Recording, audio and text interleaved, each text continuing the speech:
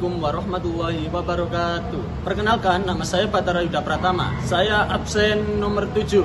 Saya akan menjelaskan tentang pengertian ketidakpastian lingkungan.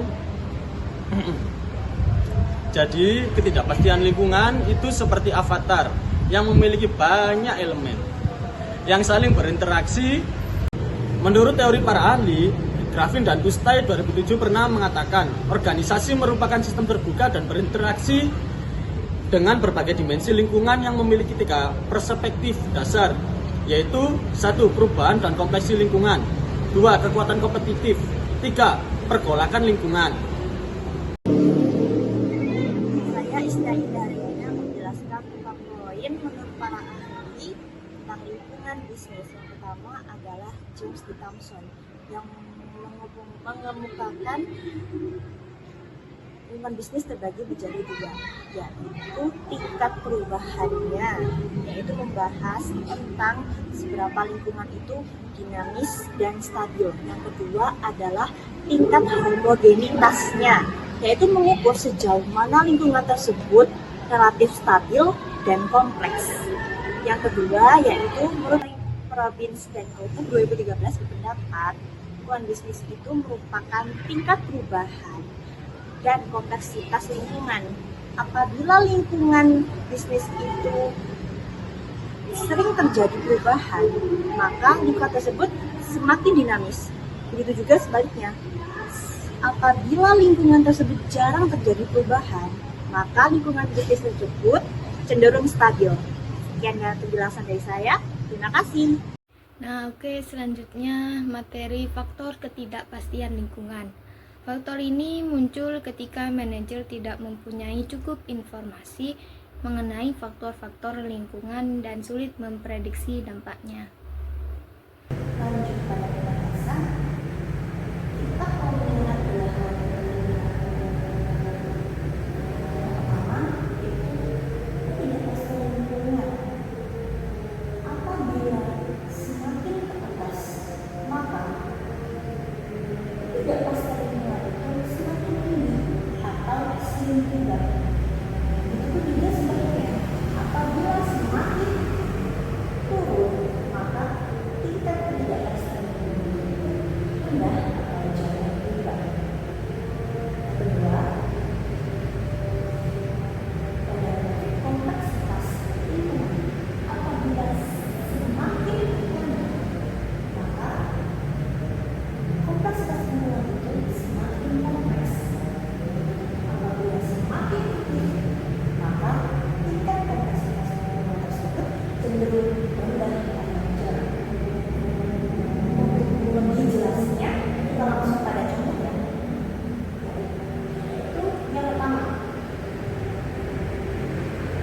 ketidakpastian lingkungan fashion, musik, mainan, dan toko buku cenderung tinggi atau sering berubah, dan kompleksitas lingkungannya rendah atau jarang. Mengapa demikian? Kita fokus pada ketidakpastian lingkungan rendah. Kenapa? Kita hari ini membeli baju, kita membeli sepatu, kita membeli jilbab, kita membeli aksesoris lainnya. Apakah selama menentukan kita butuh lagi? Tidak. Karena fashion itu atau baju itu adalah masuk sekunder, kebutuhan manusia yang sekunder. Walaupun tak beli baju juga tidak masalah. Mengapa ketidakpastian lingkungannya tinggi? Gitu. Dan kompleksitas lingkungannya itu rendah atau jarang. Fashion itu tergantung pada musim. Kalau musim juga ada tren. Misalnya tren baju hari raya tahun 2023, tahun 2024, bahkan sampai tahun 2025, pastikan ada tren baju yang baru. Ya kan? Kayak ada baju-baju lucu nih, pasti banyak orang yang tertarik untuk memakai juga. Makanya termasuk pada rencana modal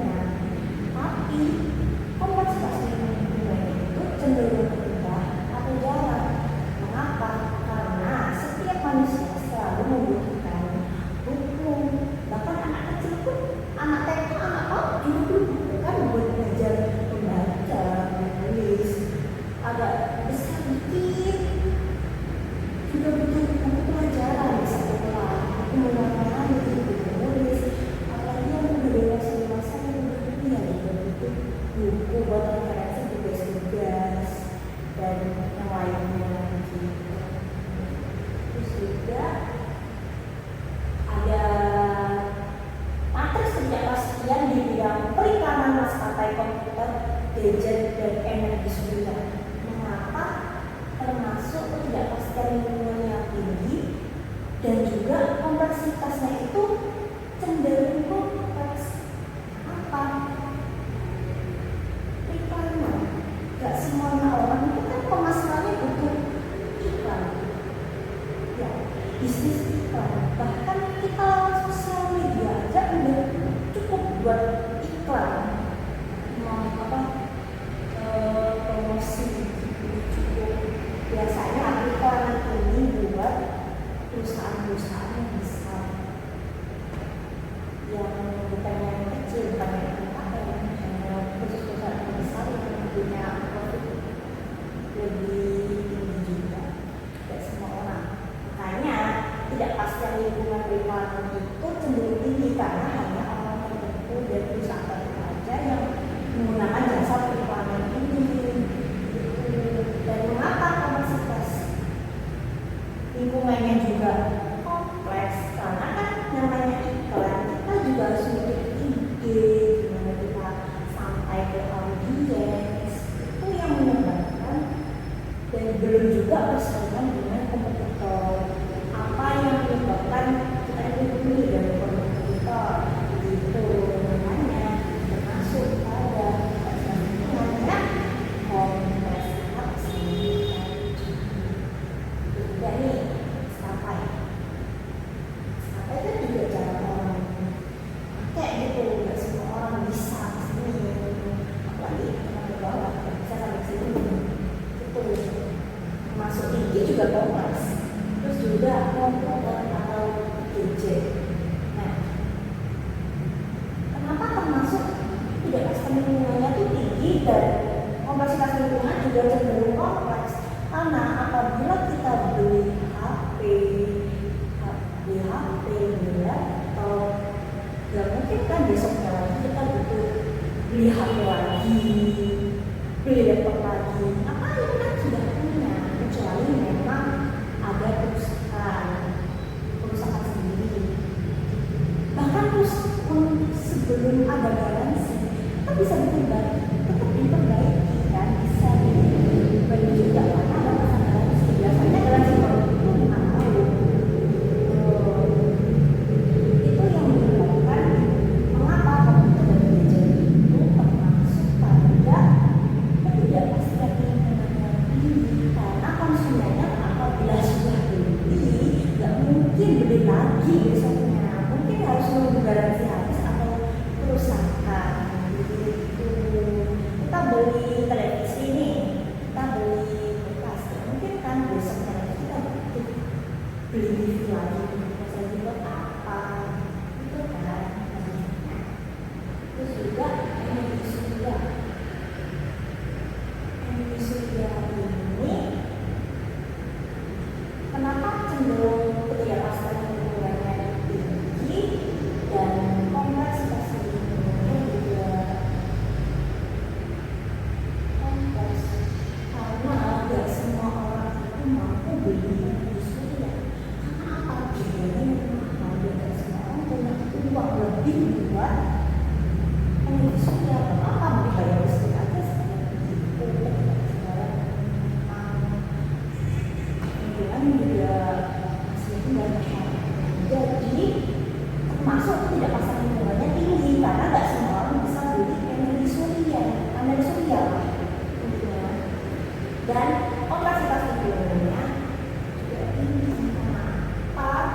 Sekali kita membeli panel surya, apabila tidak rusak atau ada kendala, tidak mungkin kan kita beli lagi. Tetap akan dipakai selamanya sampai jangka waktunya tidak ditentukan. Gitu. Jadi kesimpulannya adalah karena periklanan maskapai komputer atau gadget energi surya itu termasuk pada suatu jasa atau produk yang atau jangka panjang. Jadi selama 5 tahun, 10 tahun itu selama tidak rusak tetap ada, barang-barang ini tetap ada. Begitu. Terus juga di sini ada botol minuman, pabrik makanan dan restoran KSR, termasuk pada ketidakpastian lingkungan yang cenderung rendah dan kompleksitas lingkungannya juga rendah. Mengapa botol minuman itu termasuk ketidakpastian lingkungannya itu rendah? Karena botol minum ya udah, botol minum ya udah, bentuknya tetap seperti itu, menampung segala jenis air dan begitu aja. Namanya botol minum, ya udah, tujuannya buat minum gitu. Bentuknya juga sama, bentuknya ya kayak mungkin inovasi ya, yang berubah-ubah bentuknya. Botol minum memang bentuknya seperti itu. Walaupun diinovasi apapun ya udah, bentuknya tetap akan menjadi botol. Dan ini juga kompleksitas lingkungan yang rendah atau jarang. Ya karena walaupun kompetitor melakukan segala inovasi atau apa, tetap namanya botol minum, kapasitasnya rendah. Tetap judulnya botol minum, dibuat wadah aja, hanya saja mungkin biasanya yang lebih menarik begitu. Fungsinya tetap dibuat minum, botol minum nggak berubah, judulnya tetap botol minum begitu. Terus juga pabrik makanan, kenapa kompleksitas lingkungannya itu cenderung rendah atau sedang? Karena pabrik makanan itu adalah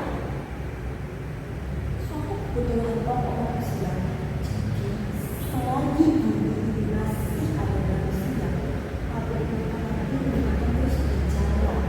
Kecuali manusianya sudah mati semua dan meninggal semua, tidak ada manusia, baru ini pabrik makanan ini tutup bangkrut. Karena pabrik makanan ini adalah buatan manusia. Jadi sebagai manusia kita harusnya juga berterima kasih. Terus juga kompleksitas lingkungannya termasuk adalah dan selain masih ada manusia, maka kapasitas lingkungannya itu tetap rendah atau jarang. Konsumennya juga masih sama manusia, bukan yang bukan siapa. Itu masih kebutuhan pokok dan kebutuhan pokok semua manusia. Gitu. Terus juga restoran KSR. Namanya restoran KSR ya, pasti menjual beberapa makanan, minuman atau semacam fasilitas juga. Makanya kenapa restoran KSR itu termasuk pada ketidakpastian lingkungannya itu rendah atau jauh berubah, dan kapasitas lingkungannya itu rendah juga. Karena lagi-lagi apa targetnya ada manusia. Selagi ada manusia, maka restoran ini tetap akan dibuka dan manusia juga perlu makan, perlu isi perut juga begitu.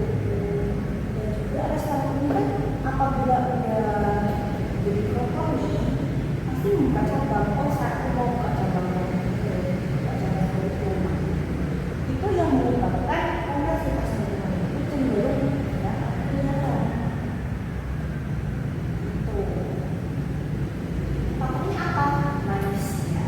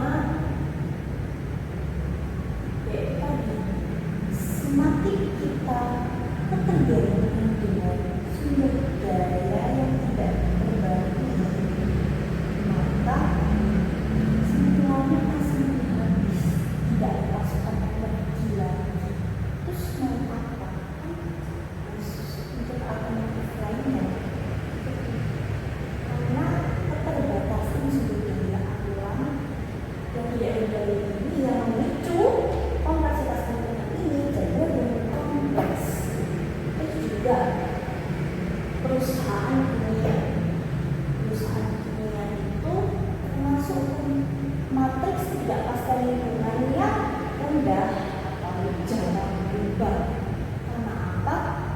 Setiap laboratorium dan kebutuhan manusia itu tidak terlepas dari kimia, ya, kimia. Misal makeup kita, skincare kita itu kan juga bahan kimia juga. Makanya kita makanya perusahaan kimia ini cenderung kepastiannya itu rendah atau jarang berubah. Karena manusia tetap perlu bahan kimia, bahkan sabun aja itu kan bahan kimia, deterjen juga, kebutuhan rumah tangga juga bahan kimia. Bahkan universitas laboratorium itu kan selalu ada praktikumnya. Itu kan juga membutuhkan bahan kimia buat penelitian lanjutan. Membuat apa sih itu? Dan mengapa perusahaan kimia ini cenderung kompleks? Karena sekali perusahaan kimia tidak mematuhi SOP atau ada kendala, dampak bagi lingkungan, bagi manusia, makhluk hidup itu sangat fatal. Contohnya apabila kimia yang berbahaya bocor di suatu perusahaan, maka akan mengakibatkan radiasi yang berbahaya yang akan merugikan semua makhluk hidup, baik tanaman, perusahaan, manusia, bahkan semuanya akan berdampak. Karena ini tadi, sekali membuat kesalahan dan tidak mematuhi SOP yang berlaku di perusahaan kimia, maka akan berdampak fatal bagi semuanya. Itu saja penjelasan dari saya. Terima kasih. Sampai jumpa. Perkenalkan, nama saya Putri Dalia. Saya akan menjelaskan tentang karakteristik ketidakpastian lingkungan. Setiap dimensi lingkungan yang berpotensi memengaruhi organisasi perlu dihadapi dan dipecahkan permasalahannya, yaitu yang pertama, dimensi ekonomi, yaitu berfokus pada sistem ekonomi seperti tumbuhan, ekonomi secara umum, inflasi, tingkat bunga, dan tingkat pengangguran. Yang kedua, dimensi teknologi, yaitu berfokus pada metode yang mengubah sumber daya menjadi produk atau jasa. Yang ketiga, dimensi sosial budaya, yaitu berfokus pada kebiasaan, adat, nilai, karakter, demografis masyarakat. Yang keempat, dimensi politik hukum, yaitu berfokus pada peraturan pemerintah mengenai bisnis dan hubungan umum antara bisnis dan pemerintah. Yang kelima, dimensi kompetitor, yaitu berfokus pada persaingan memperebutkan sumber daya. Yang keenam, pelanggan, yaitu dimensi pelanggan, yaitu berfokus pada menggait sumber daya. Yang ketujuh, dimensi pemasok, yaitu berfokus pada ketersediaan sumber daya. Terima kasih. Perkenalkan, nama saya Yulia Ainur Rohmah, NIM 251612181032. Di sini saya akan menjelaskan tentang materi lingkungan bisnis. Lingkungan bisnis itu sendiri merupakan seluruh faktor baik internal maupun eksternal yang memengaruhi kegiatan dan kinerja suatu perusahaan. Lingkungan bisnis sendiri terbagi menjadi dua faktor utama, yakni faktor internal. Faktor internal merupakan segala sesuatu yang berada di dalam suatu perusahaan. Contohnya seperti karyawan dan budaya perusahaan. Karyawan selalu datang tepat waktu dan menjaga kebersihan tempat kerja. Selanjutnya, manajemen. Manajemen itu sendiri contohnya seperti setiap karyawan wajib mengikuti kehadiran harian. Dan yang ketiga, sumber daya keuangan. Seperti prosedur pengeluaran uang harus melalui persetujuan manajer keuangan. Dan yang terakhir, produk dan layanan. Seperti penawaran atau mempromosikan barang ke pelanggan. Lingkungan eksternal itu sendiri merupakan segala sesuatu yang berada di luar perusahaan. Contohnya seperti lingkungan ekonomi. Saat daya beli masyarakat turun, perjualan produk jasa pun ikut turun. Dan yang kedua, lingkungan sosial. Seperti tren masyarakat yang menyukai makanan pedas, membuat perusahaan lebih akurat mengelola makanan pedas pula. Yang keempat, lingkungan teknologi, seperti perusahaan menggunakan mesin atau robot otomatis untuk mempercepat produksi. Yang kelima, lingkungan politik, seperti kebijakan bahan impor dapat memengaruhi harga.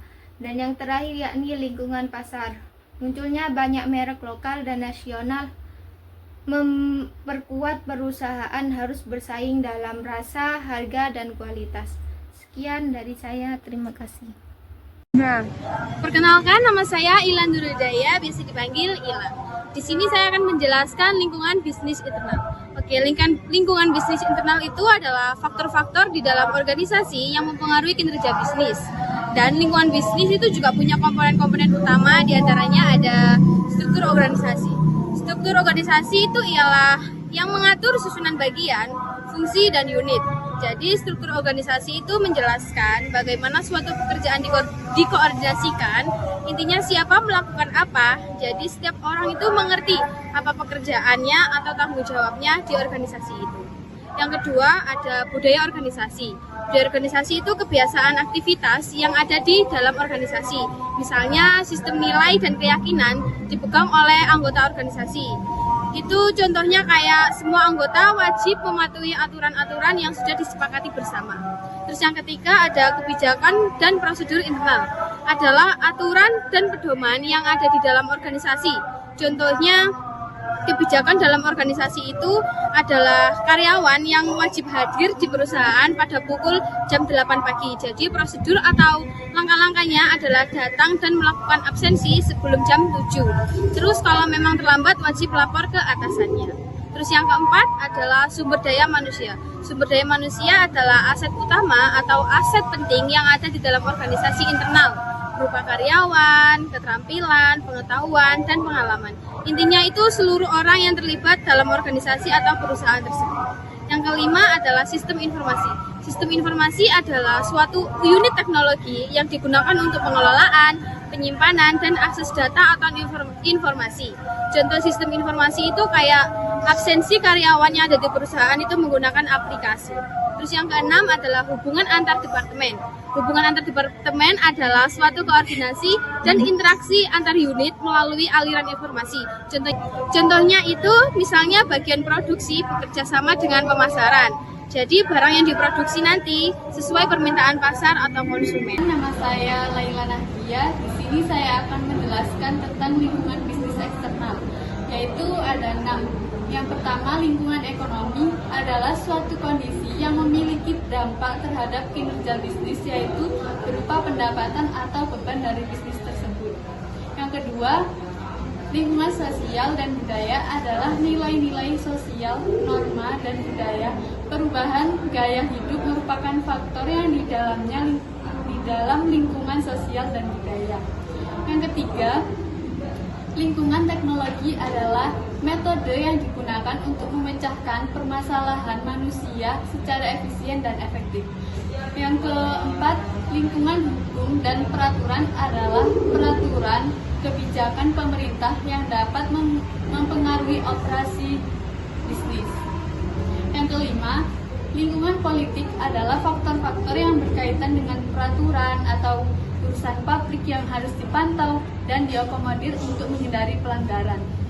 Dan yang keenam, lingkungan persaingan adalah penggunaan perusahaan